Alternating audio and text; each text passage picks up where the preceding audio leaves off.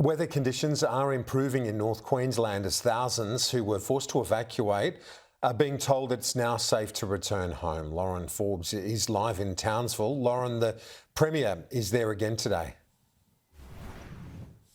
That's right, Kieran, and I join you live from Townsville Airport. Premier David Crisafulli just arrived here and he is preparing to take off to head further north to Ingham and Cardwell, two areas that have copped the brunt of this natural disaster. Now, conditions here in North Queensland, they are easing. We've seen in Townsville the Ross River, which is the main river that runs all the way through to the city. Those flooding levels have dropped from major to moderate, which is a huge sigh of relief for residents.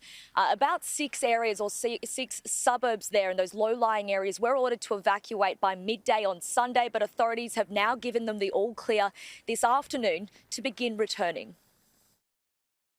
That situation has now eased overnight and this morning. We're seeing a general easing in conditions and the widespread rainfall that's leading to life-threatening and evacuations is now much more unlikely. We do still have a severe weather warning that extends from Yabulu to Cardwell. That's where we expect to see some of the heavier totals today.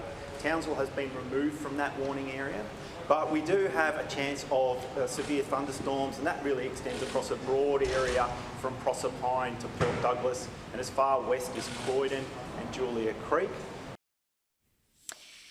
Now, some areas have copped more than 2 metres of rain over the past 3 days. Ingham, as I mentioned earlier, that copping the brunt of this natural disaster.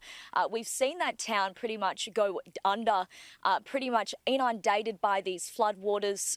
There are thousands of people there. They are without power. They're also relying on backup generators and potentially running out of fuel for those generators. So it's less than 10,000 homes without power across the board. Nearly 7,000 of those are in Ingham. Now, there's also the second complexity, and that is a number of people who have generators will be running low on fuel as well, so that's in parallel.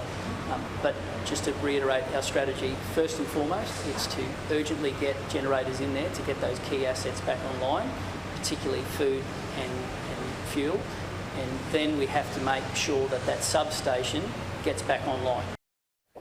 Police and ADF have been door-knocking thousands of properties here in North Queensland. It's been a massive effort to make sure that residents are safe and in higher ground. Now, more support is also being flown in from Brisbane and interstate to help and assist with this damage recovery from these floodwaters.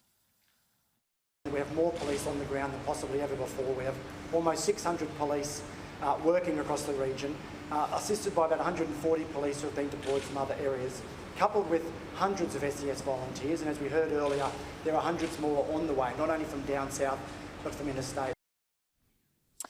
There you have it, Kieran, a huge effort underway here in North Queensland. Some areas still remain completely under those waters, including Ingham. That's where Premier David Crisafulli is heading there for this afternoon.